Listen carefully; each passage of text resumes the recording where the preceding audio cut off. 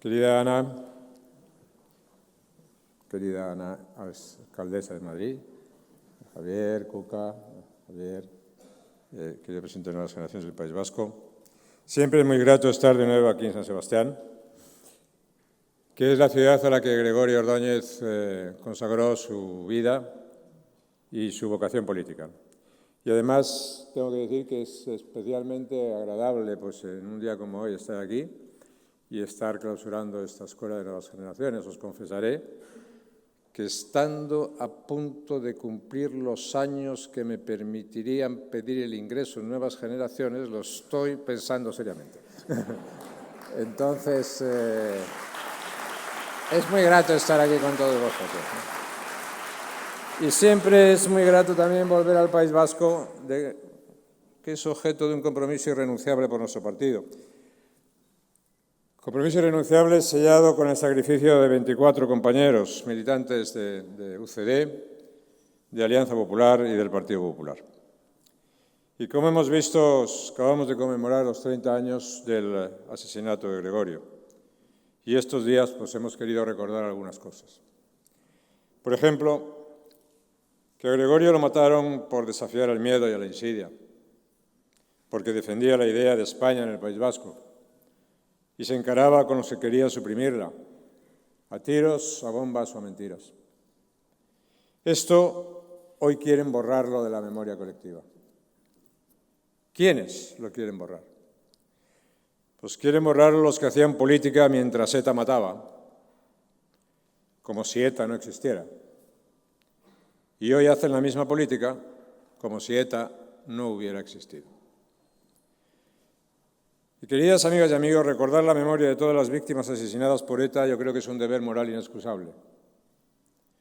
No se trata solo de acompañarlas o de compadecerlas, sino de explicar por qué las asesinaron los que mataron tanto.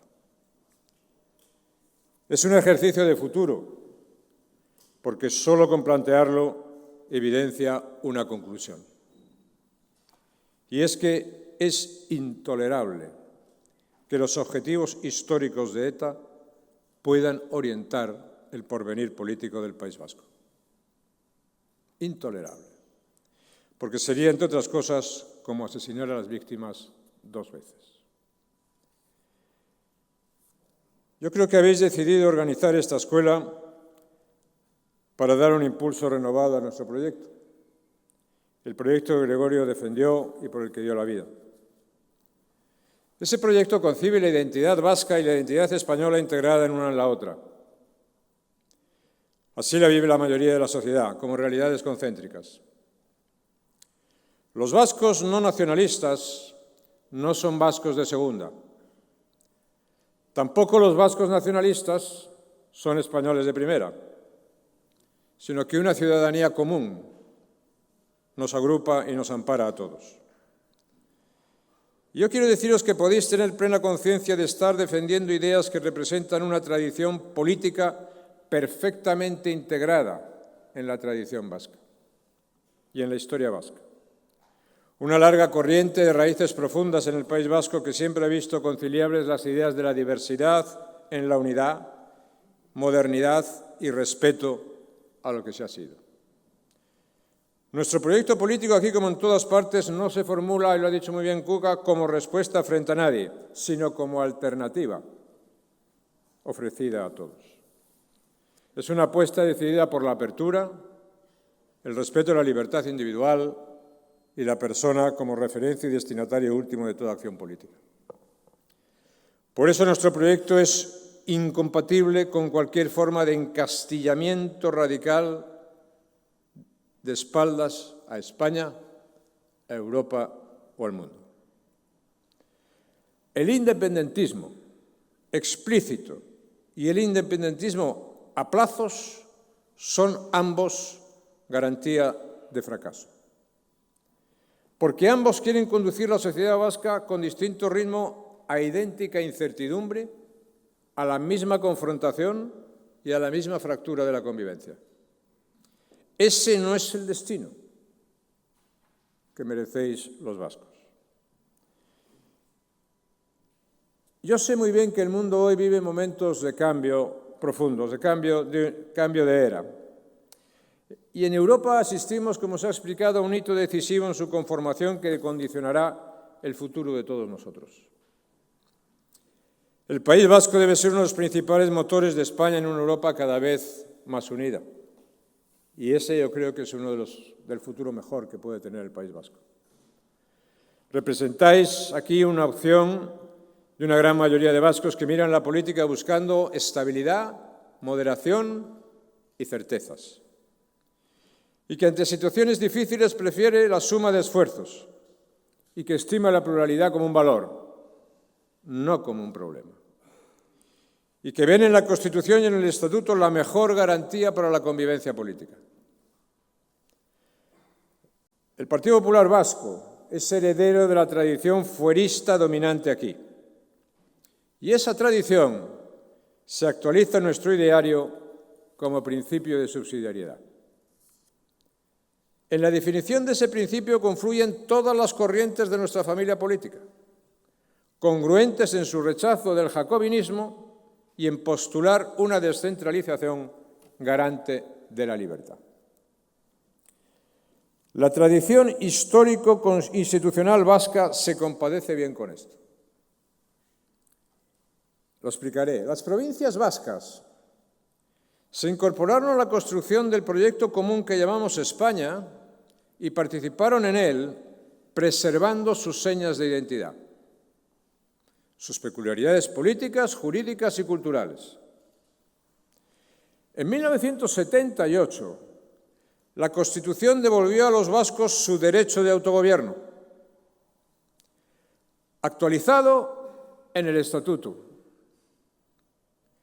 La Constitución fue así el origen de dos novedades históricas. Por una parte, la codificación de los viejos repertorios forales y por otra, la unión de las provincias hermanas asociadas en una nueva comunidad política. Por lo tanto, la Constitución fue origen de una auténtica reintegración foral. Esa reintegración se llevó a cabo respetando y preservando los derechos que correspondían a cada territorio por voluntad e historia. Ahora que el Partido Nacionalista Vasco se hace un lío hablando de nación foral, conviene recordar que el Plan Ibarretxe supuso el mayor ataque a la foralidad que se ha conocido hasta hoy. Y por eso nosotros no admitimos de nadie lecciones de respeto a los derechos históricos. Además, sabemos muy bien que el Partido Popular Vasco representa la única alternativa real al socialismo, al nacionalismo. Los socialistas dicen moderarlo. A cambio de alguna consejería, son aquí la coartada transversal de un PNV nada moderado cuando pasa el cobro de sus facturas. Y estos días ya hemos visto en qué consiste su papel en el Congreso. Y visto ese papel en el Congreso, conviene que no vuelvan aquí como defensores de intereses vascos en Madrid, como dicen ellos. Ya hemos comprobado, si hacía falta, que el interés del PNV empieza y acaba en el PNV.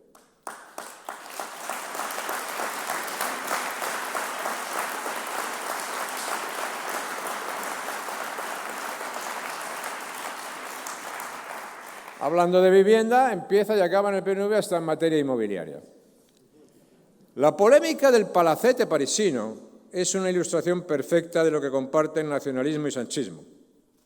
Ambos confunden gobierno y partido, interés general y provecho propio. Y por eso conviene decir que ni el País Vasco es un bachoqui, ni el resto de España una finca particular.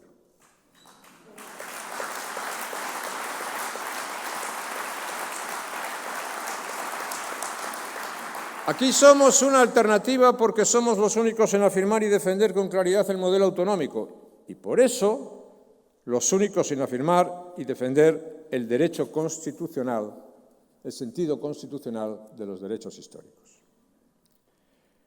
Los derechos históricos que no son cualquier cosa que diga el PNV, como no es cualquier cosa su principal concreción, que es el concierto económico. El concierto económico viene de Cánovas del Castillo. Exactamente viene de Cánovas del Castillo, no del bosque ancestral. El nacionalismo se las arregla para confundir la historia con el mito, mientras se resiste a aceptar que antes de Sabino Arana ya había vascos y que además no eran nacionalistas.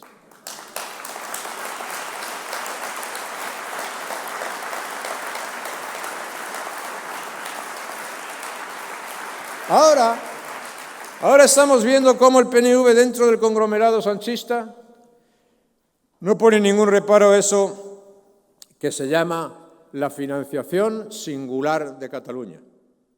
Es decir, que acepta un concierto económico catalán. Por lo tanto, no pone reparos a falsear la disposición adicional primera de la Constitución. Falsearla porque en ella los derechos históricos son de los territorios forales. Y pregunto, ¿es que ahora, por el apuro presupuestario de Sánchez, hay territorios forales distintos del País Vasco y de Navarra? ¿Es que ahora, porque le conviene al Gobierno, la foralidad es de plastilina? ¿Y eso lo apoya el PNV? El falso foralismo será todo lo maleable que quiera, pero el nuestro, el auténtico, el constitucional, sin duda no lo es. A los nacionalistas, la disposición adicional mencionada les sirve lo mismo para hablar de derecho a decidir y autodeterminación que para defender la condición foral de Tarragona. Y amigos, es hora de decirle al nacionalismo vasco que la disposición adicional de la Constitución no es lo que al PNV le da la gana, sino lo que dispuso la voluntad constituyente en 1978.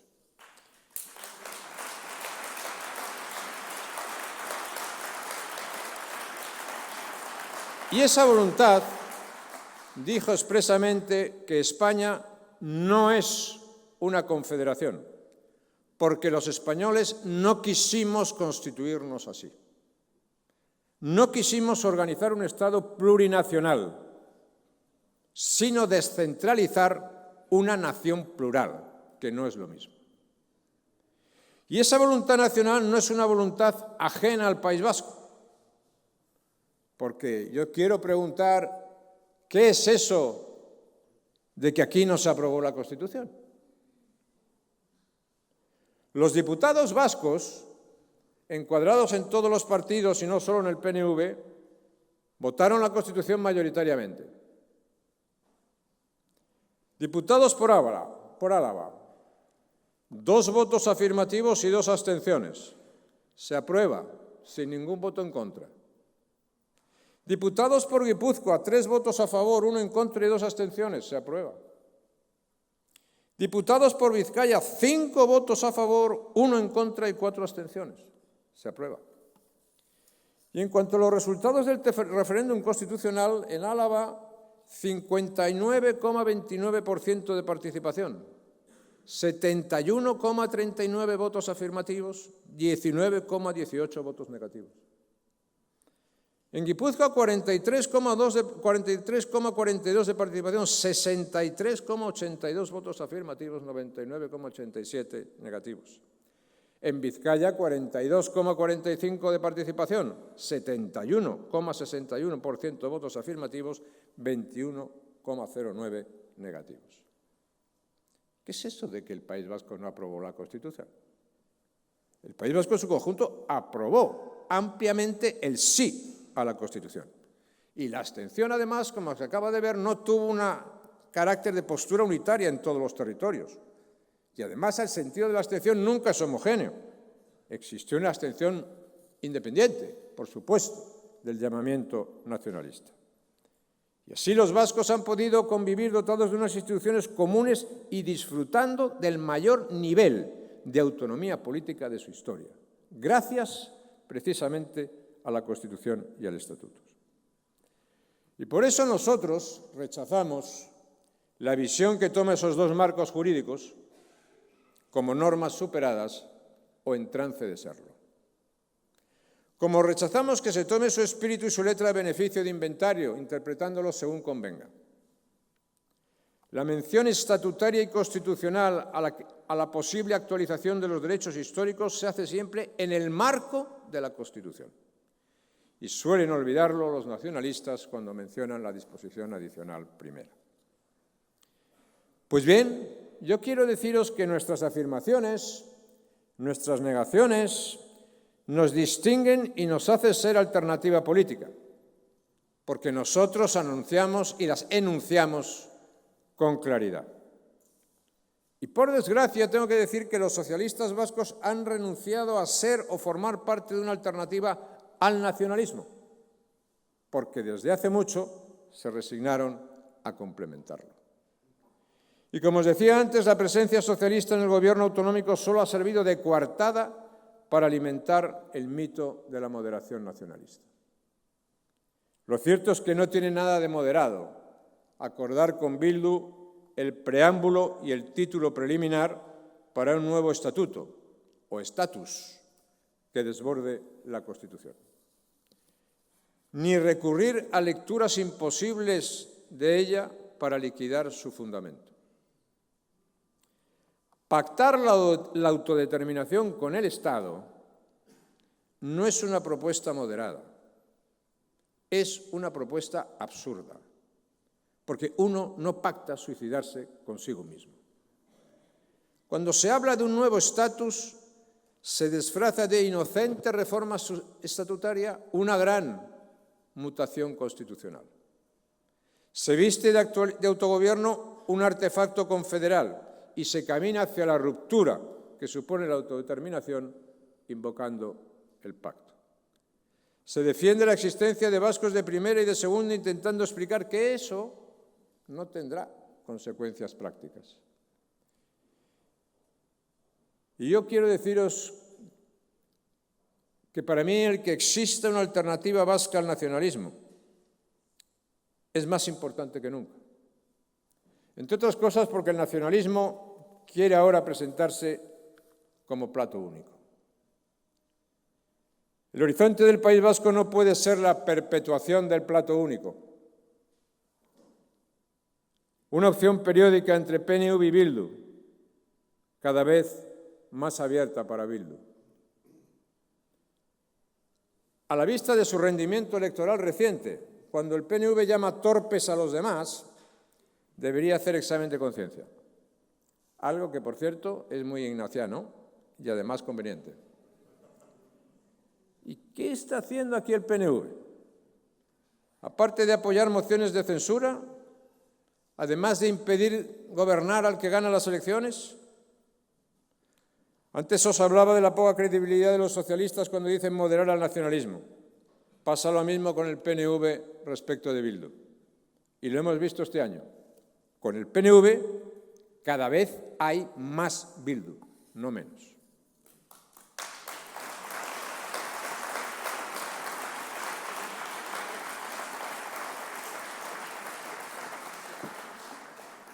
El PNV es el mal refugio ante el ascenso del nacionalismo radical. Para empezar, porque ha querido embutirse en un conglomerado radical con Bildu. PNV y Bildu son palafraneros del sanchismo, retales del Frankenstein parlamentario. Y cuando se está ahí, se compite muy lejos del centro. ¿Qué está haciendo el PNV? Permitidme decir que si hay que dar por descontada su naturaleza extractiva, preguntemos por la cuenta de resultados. Lo hacía Javier. ¿Dónde están los réditos por investir a Sánchez? El palacete no cuenta, porque el palacete, como se sabe, es parte del escudo social para albergar gente vulnerable. Pero la leyenda sobre la eficacia gestora del PNV se está revelando hoy un cuento chino, y esto es lo que hay. Una menos que discreta gestión de la pandemia con un episodio de corrupción demasiado visible, índices subterráneos de calidad educativa, declive económico cada vez más notorio, un absentismo laboral inédito en un lugar donde la ética del trabajo era un rasgo de identidad.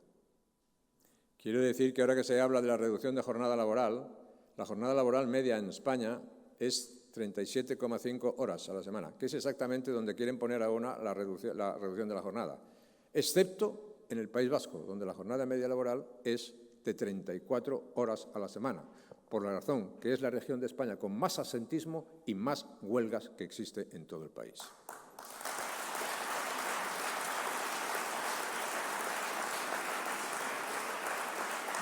Bueno, pero en medio de este negocio tenemos al PNV formando parte de lo que llama el bloque de investidura y abonando su cuota para el blanqueamiento de Bildu, porque en ese conglomerado todos han contribuido a normalizar a Bildu como actor democrático.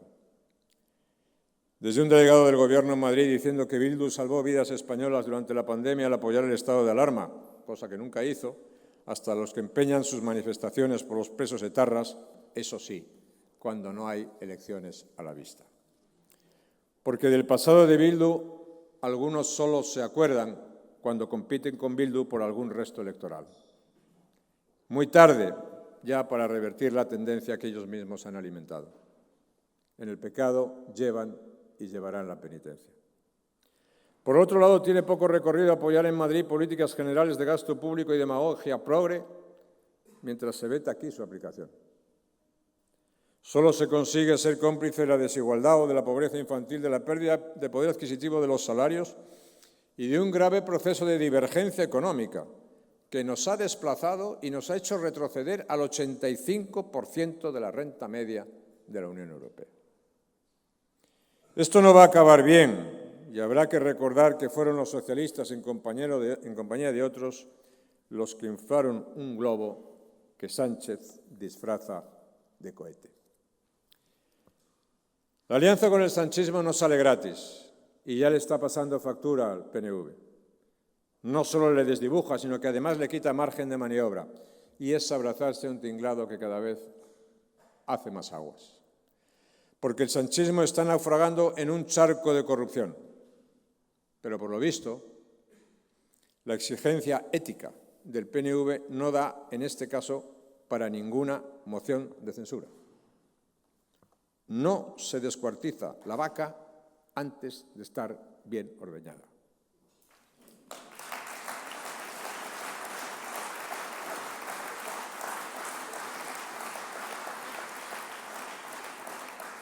Y diré algo, amigos, el País Vasco no va bien.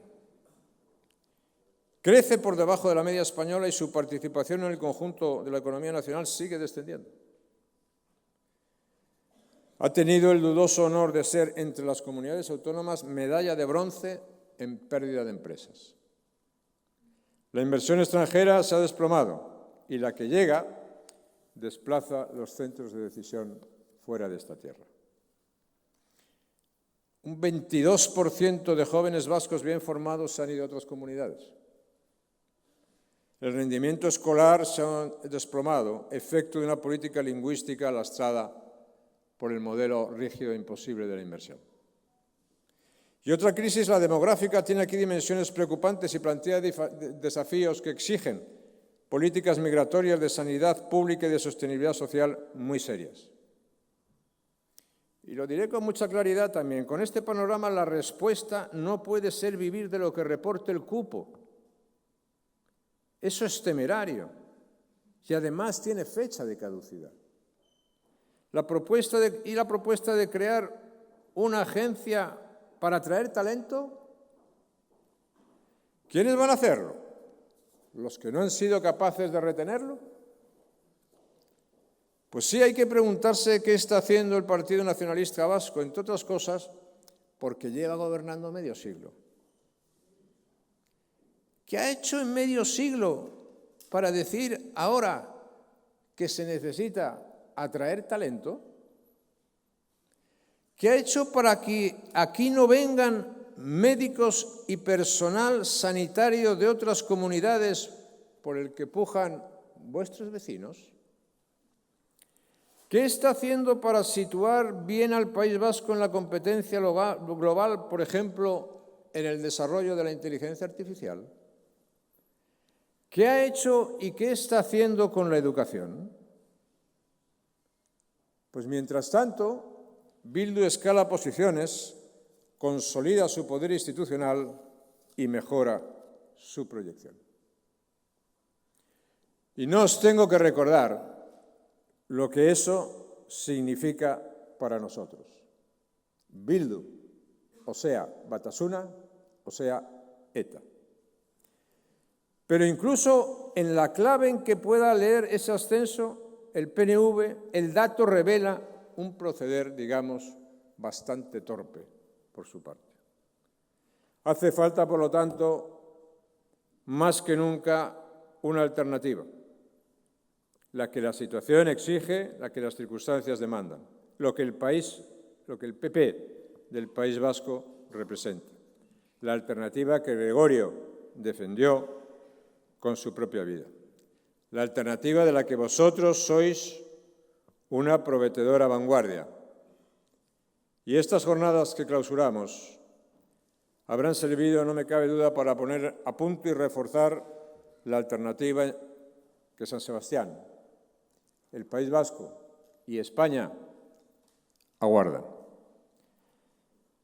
A vosotros os toca asegurar que mientras llega un mañana mejor, la esperanza se imponga siempre a la impaciencia y a la resignación. Muchas gracias por invitarme a estar con vosotros.